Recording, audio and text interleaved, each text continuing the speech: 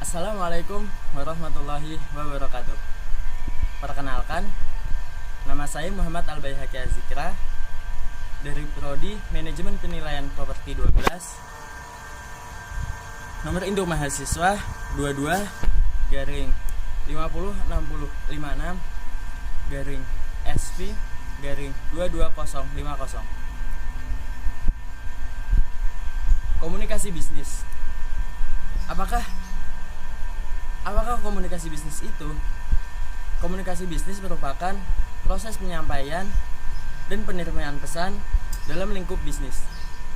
Tujuannya adalah secara umum memberi informasi, mempersuasi, serta melakukan kolaborasi bisnis. Pernah mendadak tidak fokus saat ada orang lain berbicara dengan Anda? Semua orang pasti pernah mengalaminya. Apalagi tentang perhatian pikiran manusia rata-rata hanya mencapai 8 detik. Meski wajar terjadi, hal tersebut tidak dapat dibiarkan karena dapat menjadikan Anda menjadi pendengar yang buruk.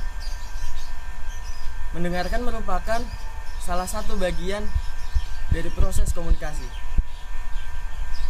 Komunikasi dapat dikatakan sukses apabila komunikator dan komunikasi memiliki persepsi yang sama terhadap suatu pesan. Hal tersebut hanya bisa terjadi apabila kedua belah pihak memiliki kemampuan mendengar yang baik. Umumnya, hal yang menghambat kita untuk menjadi pendengar yang baik adalah pikiran kita sendiri.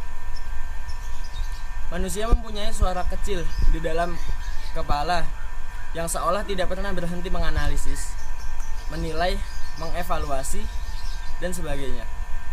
Akibatnya, kita jadi terlalu fokus dengan suara kecil ini daripada memperhatikan lawan bicaranya.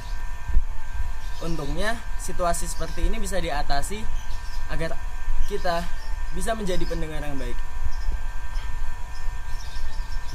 Hal yang pertama, tunggu orang lain selesai bicara sebelum merespon.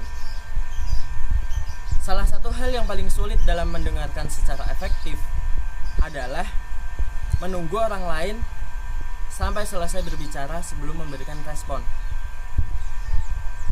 Hal yang satu ini sangat penting karena ketika kita mulai memikirkan respon sebelum orang lain selesai berbicara, kita akan kehilangan informasi yang didapatkan dari pembicara tersebut. Tidak hanya itu, menginterupsi orang yang sedang berbicara akan memberikan pesan bahwa perkataan Anda lebih penting dari perkataan lawan bicaranya. Anda juga bisa dianggap sebagai orang yang sombong karena terkesan tidak peduli dengan perkataan orang lain. Hal yang kedua, ulangi kembali apa yang Anda dengarkan. Mendengarkan kerap dianggap sebagai aktivitas pasif karena biasanya orang cenderung diam agar bisa menyerap informasi dari lawan bicara. Namun, sebetulnya ada juga yang disebut dengan mendengarkan secara efektif. Caranya adalah dengan mengulang informasi yang kita dengarkan dari lawan bicaranya. Apabila ia setuju bahwa yang kita dengarkan sesuai dengan pesan yang kita sampaikan, maka kita bisa melanjutkan komunikasi. Namun, jika tidak, ia harus kembali menjelaskan hingga kita paham tentang apa yang disampaikan. Hal yang ketiga, ajukan pertanyaan, jangan berasumsi. Setiap orang di dunia memiliki frame of reference yang berbeda. Akibatnya, pemahaman kita terhadap informasi yang sama bisa saja berbeda.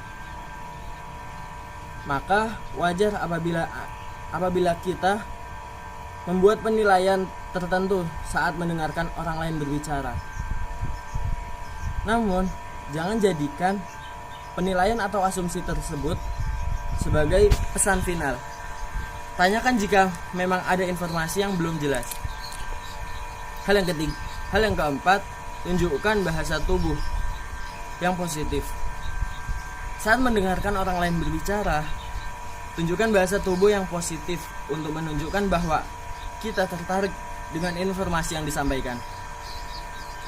Hal ini akan membuat lawan bicara merasa bahwa kita menganggap informasi tersebut benar-benar penting. Hal yang kelima, jujurlah jika kita sedang tak bisa mendengarkan dengan optimal. Tidak ada salahnya untuk mendengarkan. Tidak ada salahnya untuk mengatakan bahwa kita memerlukan break sejenak. Lebih baik kita saling jujur daripada melanjutkan percakapan dan memaksakan diri untuk mendengarkan, padahal pikiran kita sedang tidak fokus sama sekali. Menjadi seorang mendengar yang baik dan efektif tentu dibutuhkan kemampuan dan latihan. Semoga kelima tips di atas dapat membantu kita untuk meningkatkan kemampuan mendengarkan. Dengan begitu, proses komunikasi bisa berjalan lebih efektif dan kita pun dapat menyerap informasi secara optimal. Sekian dari saya, kurang lebihnya mohon maaf. Wassalamualaikum warahmatullahi wabarakatuh.